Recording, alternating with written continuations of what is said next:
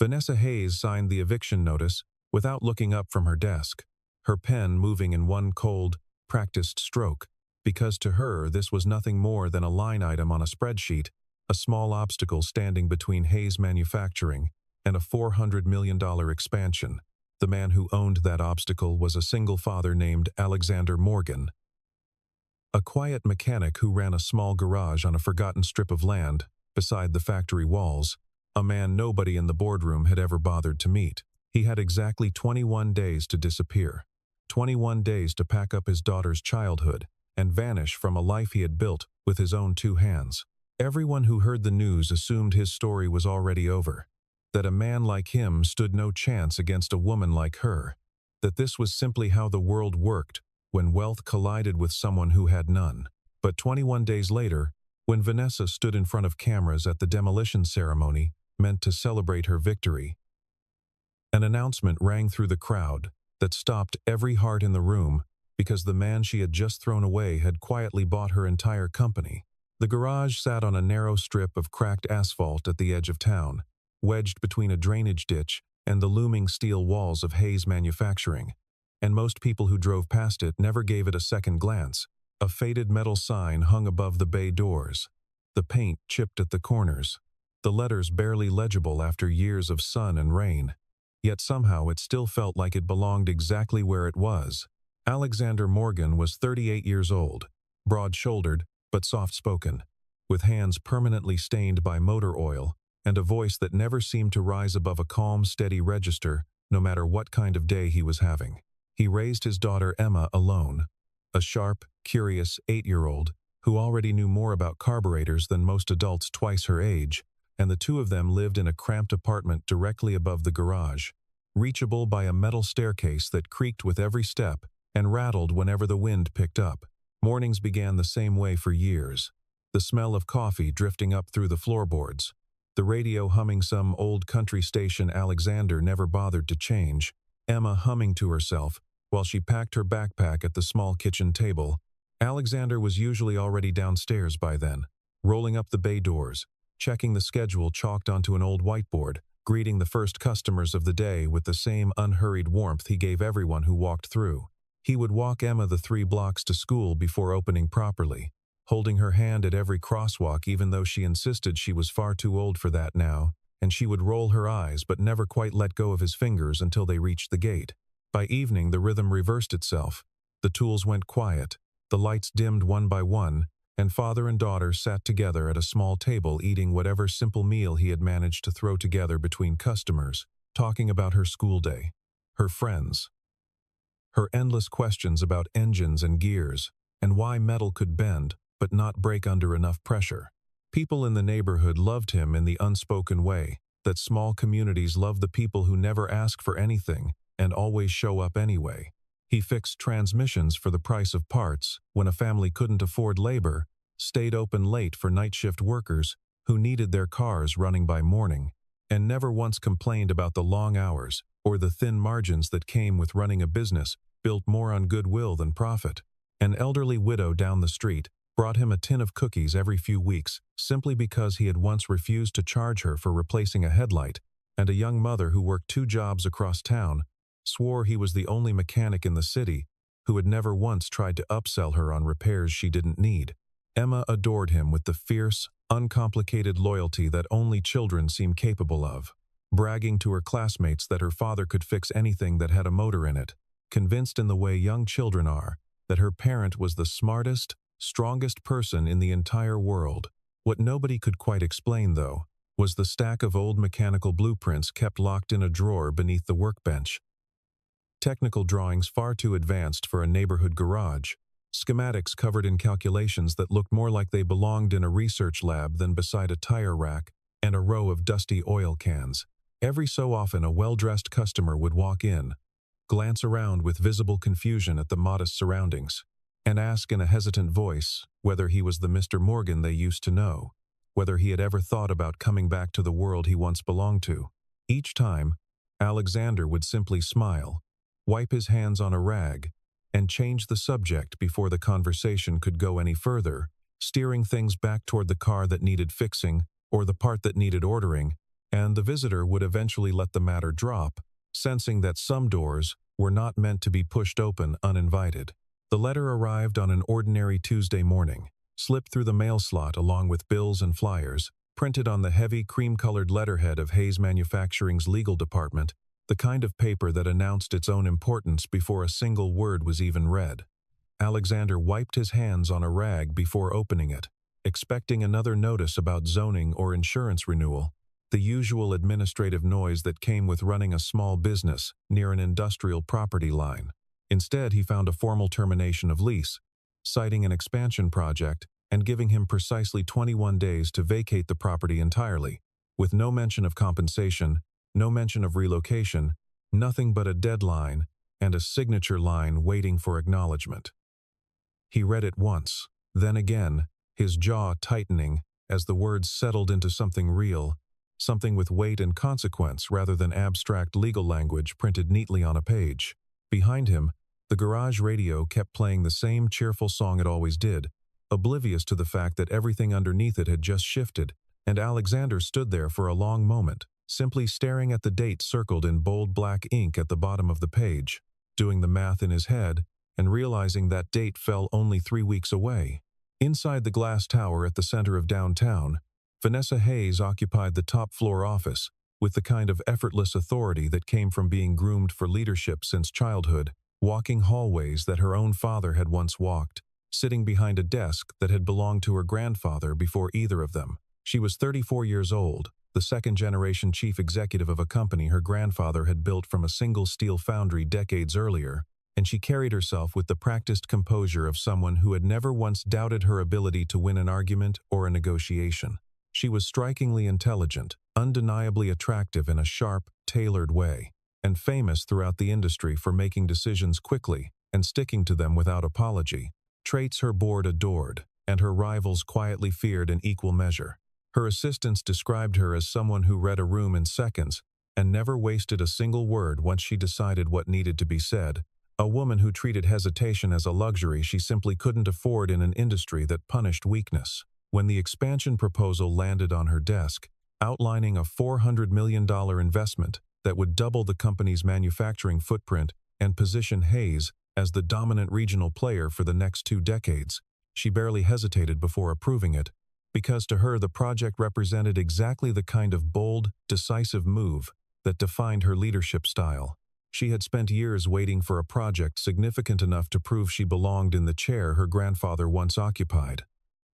And this expansion felt like destiny finally arriving on schedule. The land required for the expansion happened to include the small garage where Alexander Morgan had spent the last several years of his life, marked on the architectural plans simply as a parcel to be cleared, an irrelevant detail buried somewhere in a footnote on page 40 of the proposal. When her advisors brought this fact to her attention, almost as an afterthought during a routine briefing,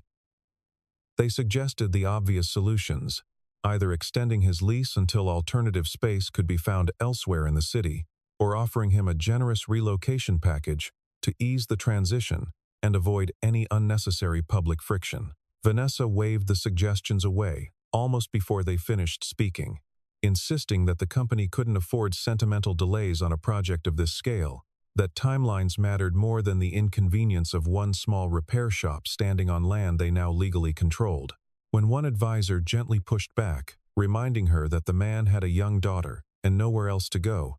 she simply repeated her earlier assessment in a flatter, more final tone, calling it nothing more than an old garage, standing in the way of progress, and instructing legal to draft the termination notice that same afternoon. Alexander requested a meeting at corporate headquarters the following week, dressing in the only blazer he still owned, the same one he had worn to his wife's funeral years earlier, the fabric slightly too loose now, after years of physical labor had reshaped his frame. He sat across from Vanessa in a conference room, large enough to swallow his entire apartment twice over, surrounded by glass walls and framed photographs of factory milestones, feeling distinctly out of place, yet refusing to let that discomfort show on his face. He explained, calmly and without theatrics, what the garage meant to his community, the families who depended on it,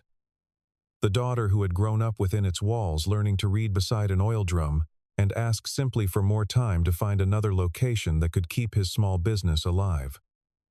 Vanessa listened with her arms crossed, her expression unreadable, occasionally glancing at the clock on the wall, as though measuring exactly how much of her schedule this conversation was consuming. When he finished, she responded that she didn't run a company based on emotional appeals, that business decisions had to be made on logic and numbers rather than sympathy for individual circumstances, no matter how sympathetic those circumstances might appear on paper. Alexander held her gaze steadily and replied that sometimes emotion was exactly what saved a business from losing the very people who built it, that numbers alone had never once fixed an engine or earned a customer's loyalty. The comment drew nothing from her except a thin, dismissive smile before she stood,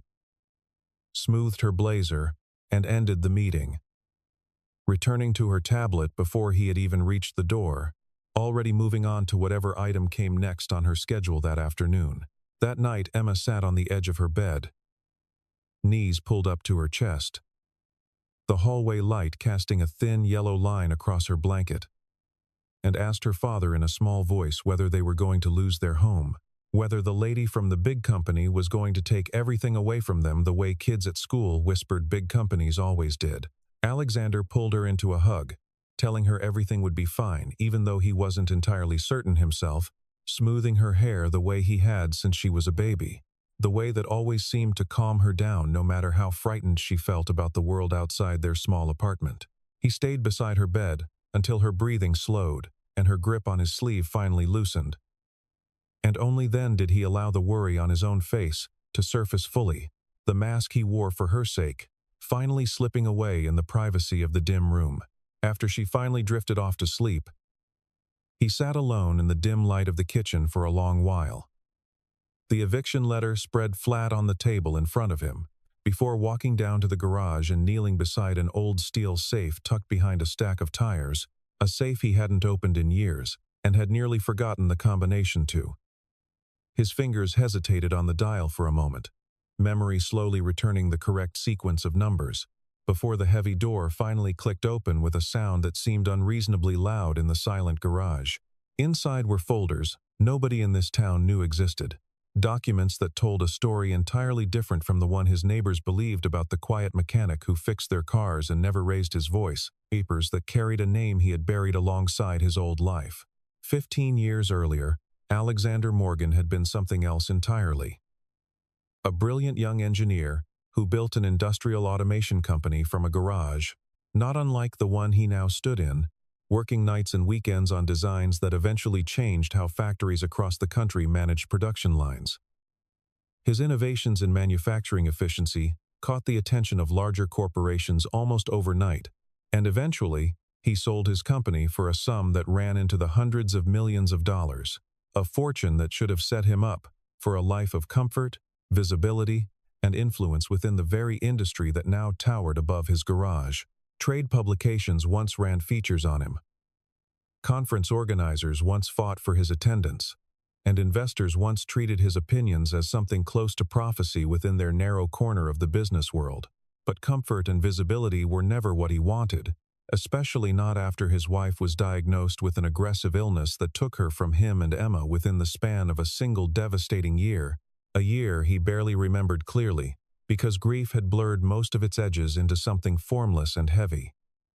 After her death, Alexander walked away from the industry entirely, unable to stomach boardrooms and acquisitions while his daughter needed a father who showed up every single day rather than one perpetually buried in meetings and investor calls. He sold his stake in everything he could sell quickly, quietly stepped down from every advisory position he held,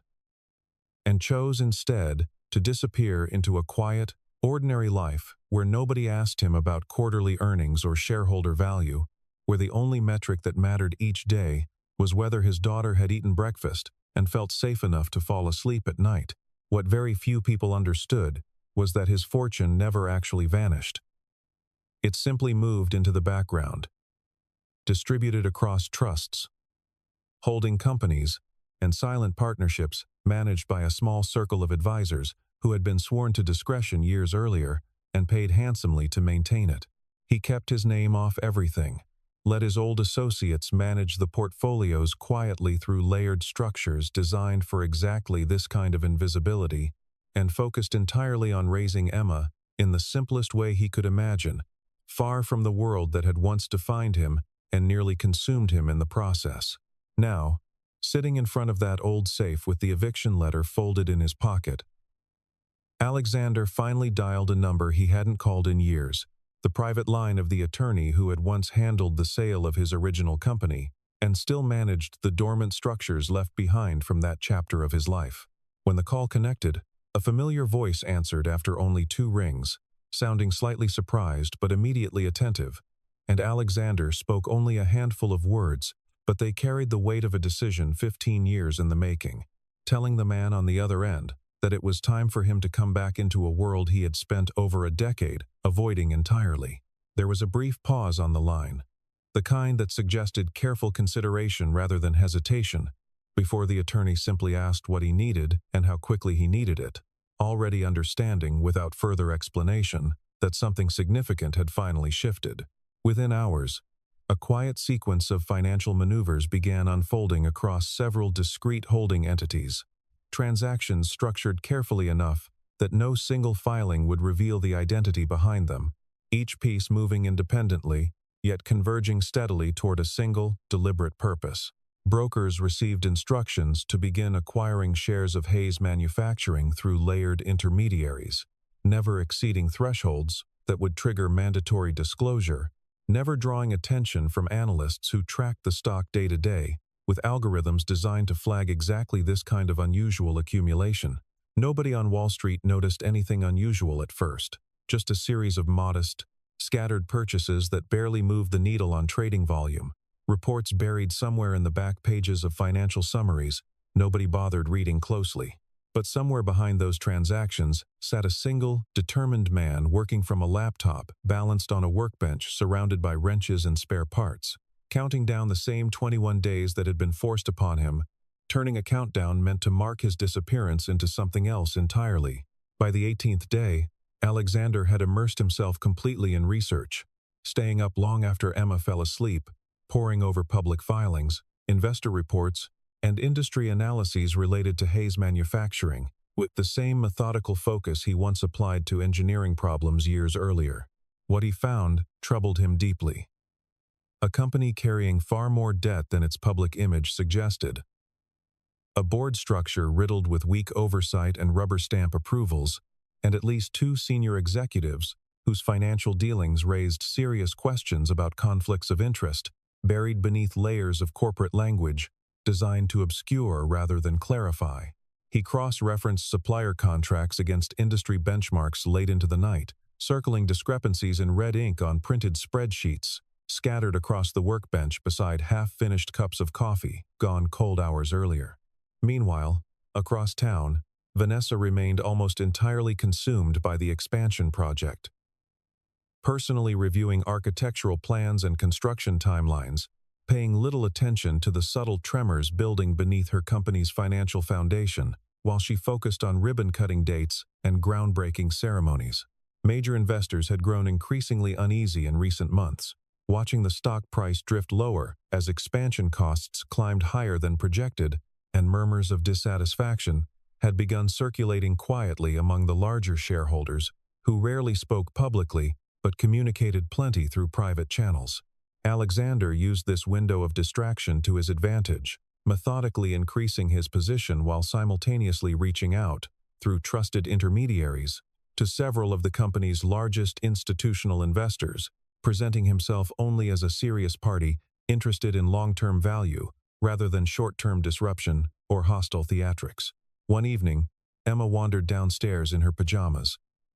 drawn by the faint glow of the laptop screen, and found her father hunched over the workbench at nearly midnight, surrounded by printed charts and handwritten notes covered in numbers she didn't yet understand. She asked curiously what exactly he was building this time, assuming as she always did that whatever occupied his attention must involve gears or engines of some kind. Alexander looked up at her with a tired but genuine smile, telling her that he was working on a much bigger machine than anything he had ever built before. One with far more moving parts than any engine she had seen him repair, parts made of people and decisions rather than steel and rubber. She studied his face for a moment, seemingly satisfied with an answer she didn't fully grasp, before yawning and climbing the stairs back toward her room, leaving him alone again with his calculations. By the time the 18th day rolled into the 19th, Alexander quietly controlled 9% of Hayes Manufacturing,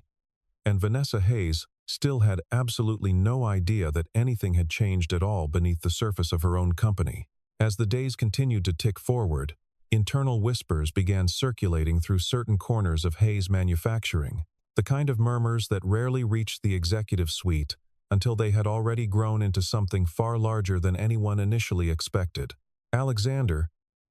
working through his legal team, quietly commissioned an independent audit of several of the company's recent contracts, drawing on his own decades-old understanding of how manufacturing firms could quietly bleed money through mismanaged supplier deals, dressed up as routine procurement. The audit, conducted with careful discretion over several long nights, revealed exactly what he suspected: inflated reporting figures designed to mask underperforming divisions, vendor contracts that had mysteriously ballooned in cost without any corresponding increase in value or output, and a pattern of decision-making that consistently benefited a small cluster of insiders rather than the company as a whole or its long-term employees. Vanessa, for her part, had finally begun noticing cracks in the surface of her own company, watching the stock price slip lower with each passing week, despite her assurances to the board that the expansion would secure their long-term dominance for decades to come. Shareholders had started asking pointed questions during routine calls. Questions about debt servicing, about construction overruns, about why morale among senior staff seemed to be deteriorating so quickly, even as the company publicly celebrated its ambitious growth plans. Frustrated and increasingly anxious, she decided to pay an unannounced visit to the garage herself. Curious why the man she had evicted seemed so unusually calm, given everything he stood to lose within a matter of days. She found Alexander beneath the hood of an old sedan, completely unbothered by her unexpected presence, and when she asked directly why he wasn't panicking the way she expected someone in his position to panic, he simply wiped his hands on a rag and told her that she was looking at the wrong enemy entirely, a comment that left her standing in confused silence beside an oil-stained workbench. Before Vanessa could press him further for an explanation, Emma appeared from the side door holding a glass of water, offering it to the unfamiliar visitor with the easy, unguarded kindness only a child could manage, completely unaware of who this woman was or what role she had played in her family's sudden uncertainty. Vanessa accepted the glass automatically, momentarily disarmed by the gesture, staring at the small girl who had every reason to resent her and yet showed nothing but warmth instead, smiling up at her without a trace of suspicion. For the first time since this entire ordeal, Vanessa wavered, a flicker of doubt creeping into the certainty she had carried into every decision she made about this property and the man who occupied it. She left the garage that afternoon without any real answers, her heels clicking against the cracked asphalt as she walked back to her car, carrying a strange unease she couldn't quite name, an unease that only deepened when, days later, she learned that Alexander's quiet acquisition of company shares had crossed the 20% threshold. Word of an unidentified buyer steadily accumulating shares finally reached Vanessa's office through her own financial advisors, who arrived with concerned expressions and incomplete answers, shuffling papers nervously as they explained what little they actually understood about the situation. She immediately hired a team of forensic analysts to trace the source of the purchases, demanding to know who was quietly assembling influence over her family's company without ever stepping into public view or announcing their intentions through normal channels. The trail, however, proved frustratingly difficult to follow, winding through layers of holding companies and investment vehicles that seemed designed specifically to obscure their ultimate owner from anyone curious enough to go looking. Meanwhile, Alexander continued his methodical approach, never rushing, never drawing unnecessary attention, simply accumulating trust along with shares one careful conversation at a time. Several major institutional investors, growing weary of watching their returns shrink under Vanessa's leadership, began quietly shifting their allegiance toward the mysterious buyer whose representatives had approached them with calm, reasoned plans for restoring the company's stability rather than chasing aggressive expansion at any cost. These investors found themselves increasingly convinced that whoever stood behind these acquisitions understood the manufacturing industry on a level Vanessa's team simply did not. Someone who spoke about long-term sustainability, employee retention, and operational discipline, rather than ribbon-cutting ceremonies and headline-grabbing announcements. The tension inside Hayes Manufacturing's boardroom escalated sharply when Vanessa received a confidential report from her advisors, warning that the unidentified shareholder now represented a serious and growing threat to her control of the company her family had spent 2 generations building. She stared at the document for a long time that evening, alone in her office with the city lights glittering far below her window, her earlier confidence replaced by a creeping unease she couldn't quite explain, the feeling that something fundamental had shifted without her noticing exactly when it happened or who had orchestrated it so quietly beneath her watch. By the time anyone realized how serious the situation had become, Alexander already controlled 35% of the company, with only a handful of days remaining before the deadline he himself had been handed. The same deadline now ticking down toward a very different outcome than anyone in that boardroom could have imagined.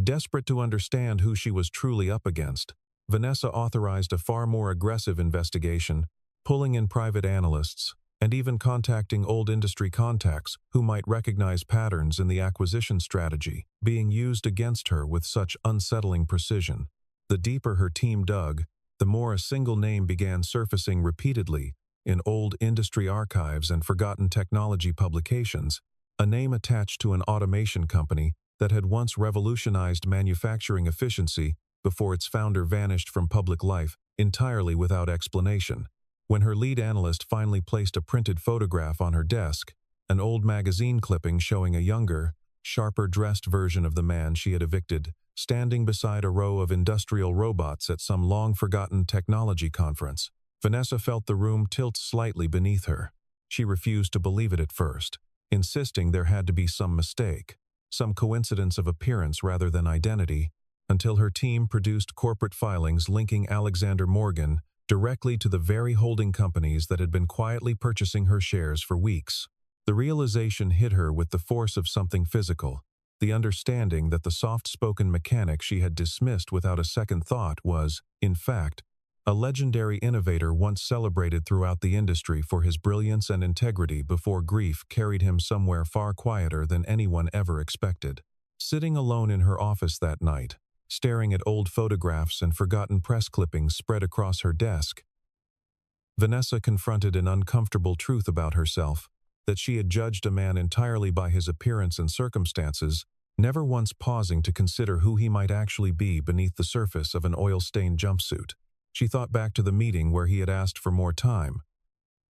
remembering now the calm dignity in his voice that she had mistaken for weakness, the patience she had mistaken for a lack of ambition, rather than a man choosing his battles with extraordinary care. By the time she finally set the documents down, her hands trembling slightly in the quiet of her empty office, Alexander's holdings had reached 49% of the company, a single step away from outright control of everything her family had built across 2 generations. The morning of the 21st day arrived with theatrical precision, exactly as Vanessa had planned it weeks earlier. News vans lining the street outside the garage, reporters adjusting microphones beneath a clear blue sky, and a massive yellow excavator parked ominously beside the small building that had stood there for years without bothering anyone.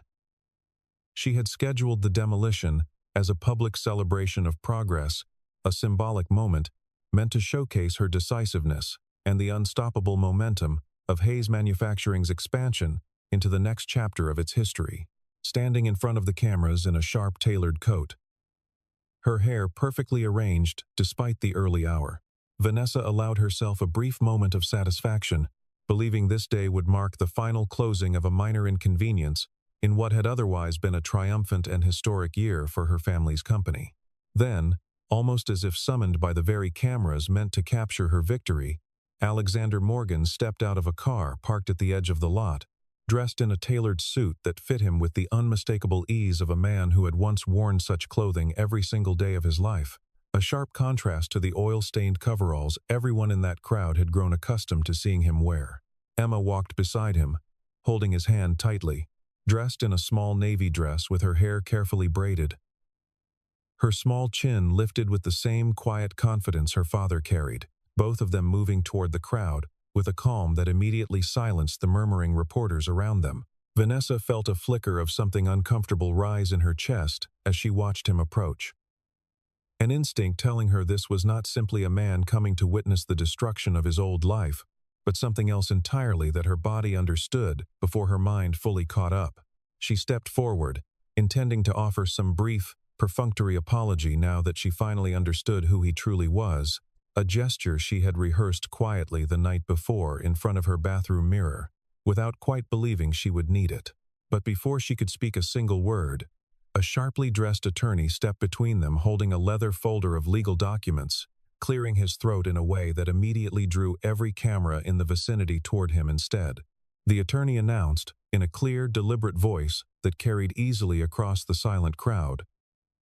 that a transaction had just been finalized, only moments earlier, one that fundamentally changed the ownership structure of Hayes Manufacturing in ways nobody present had been prepared to witness. Cameras turned instinctively toward Vanessa, capturing the exact moment her practiced composure began to crack at the edges. As the attorney continued explaining that the majority of company shares, now exceeding 51%, had been consolidated under a single controlling shareholder through a series of legally finalized acquisitions completed that very morning. Murmurs rippled through the crowd of reporters and onlookers, confusion quickly giving way to disbelief as the attorney turned slightly toward Alexander, confirming for everyone present that the man standing beside his daughter was now the new majority owner and controlling force behind the very company that had tried to demolish his home only minutes earlier. The excavator operator, uncertain what to do amid the sudden chaos unfolding around him, simply switched off the engine and climbed down from the cab, sensing instinctively that whatever happened next would not involve the machine he had been hired to operate. The realization landed on Vanessa like a physical blow, her mind racing backward through every dismissive comment she had made about an old garage, standing in the way of progress, every assumption she had built about a man she never bothered to truly see beyond his worn jacket and quiet manner. The crowd around her fell into stunned silence, reporters scrambling to reposition cameras, executives glancing nervously at one another, none of them quite able to process the magnitude of what had just unfolded in front of them on what was supposed to be a simple, celebratory morning. The man who had been ordered to disappear within 21 days now stood holding the controlling stake in the very empire that had tried to erase him from its plans entirely, while the woman who signed his eviction notice stood frozen, microphone forgotten in her hand, finally understanding the full weight of what she had triggered with a single careless signature weeks earlier. In the days that followed, speculation rippled through every corner of the business world, financial analysts dissecting how a man nobody had heard of in over a decade managed to quietly seize control of a publicly traded manufacturing giant through such a patient and deliberate strategy. Many assumed Alexander intended to dismantle the company piece by piece, sell off valuable assets,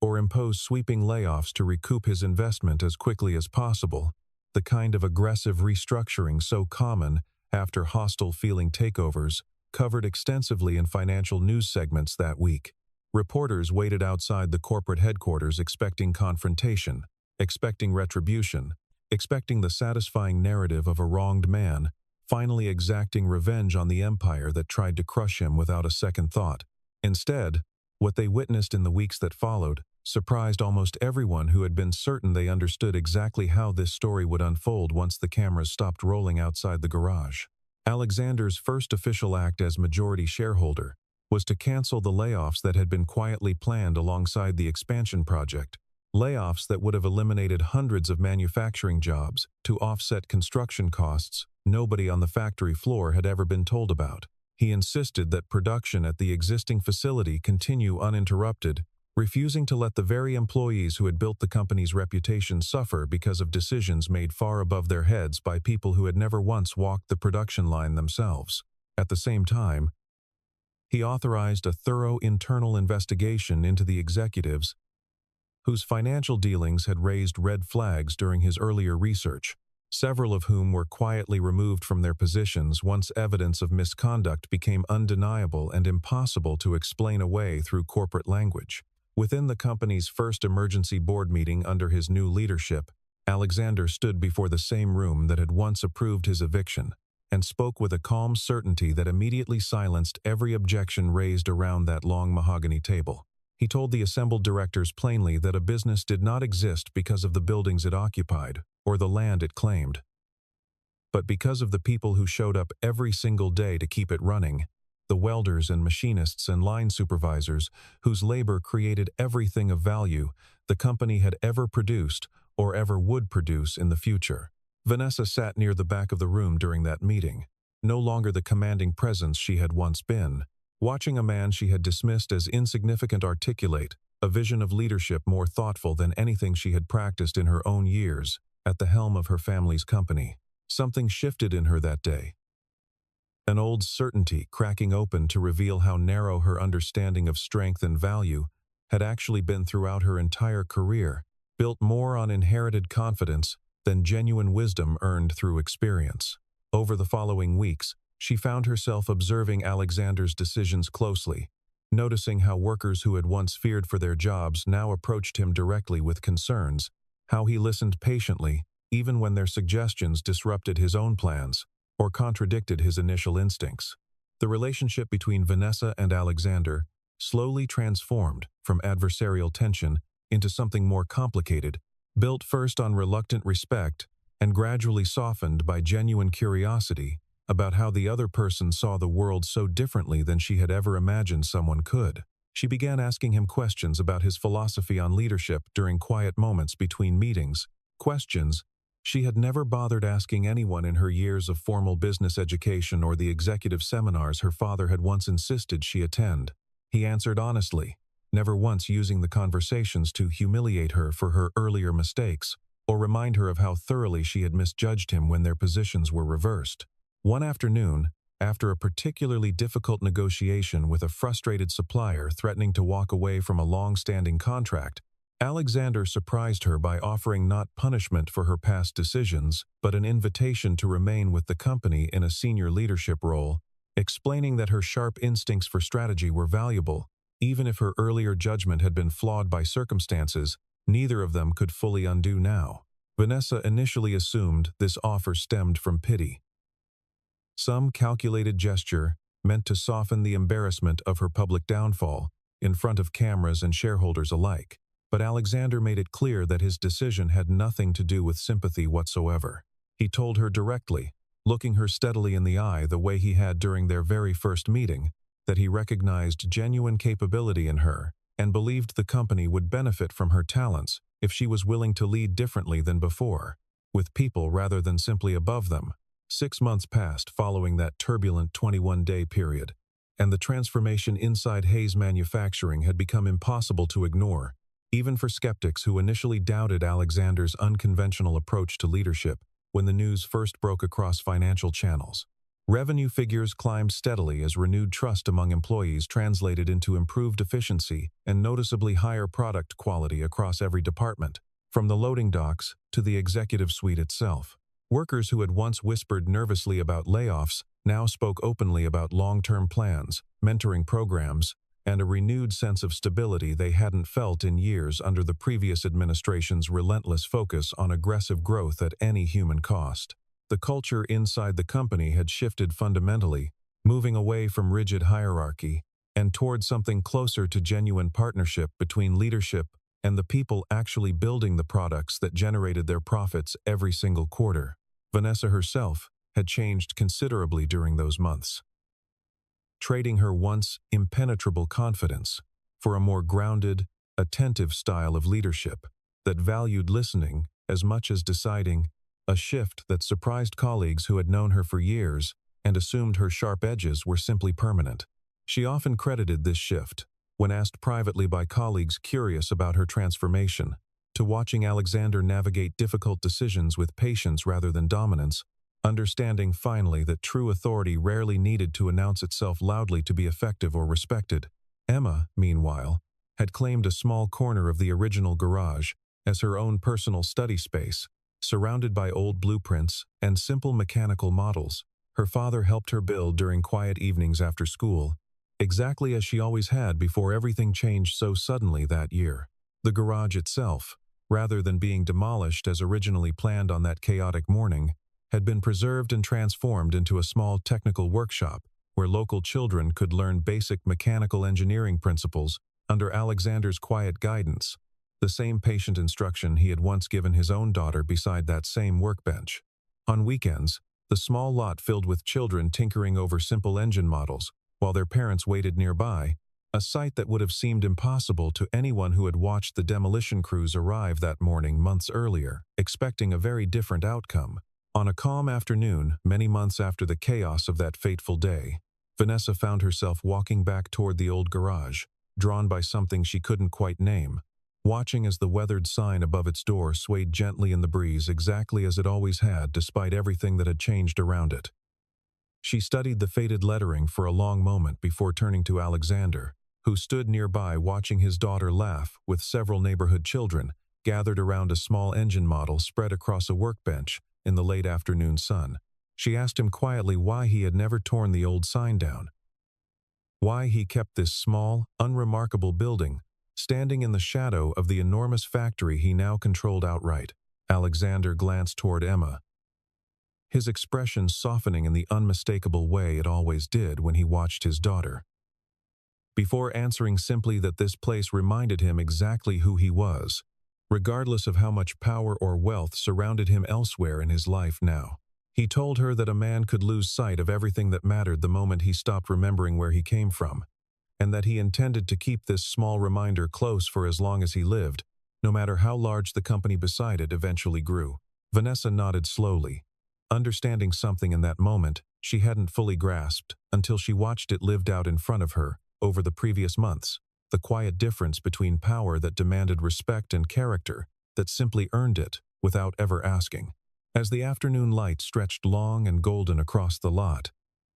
the small garage stood quietly beside the towering steel walls of the factory it had once been scheduled to make way for, two structures existing side by side as a living reminder of how quickly fortune could turn for anyone willing to fight quietly for what mattered most, rather than loudly for what mattered least. Nobody walking past that intersection any longer saw an insignificant old building destined for destruction, but rather a symbol that no person, regardless of how small their circumstances appeared from the outside, should ever be dismissed without truly being understood first. 21 days had once seemed like nothing more than a countdown toward loss and disappearance, a deadline meant to erase a man and his daughter from a piece of land that someone far more powerful had decided they no longer deserved to occupy. Yet in the end, those same 21 days proved capable of completely rewriting the fate of an entire empire,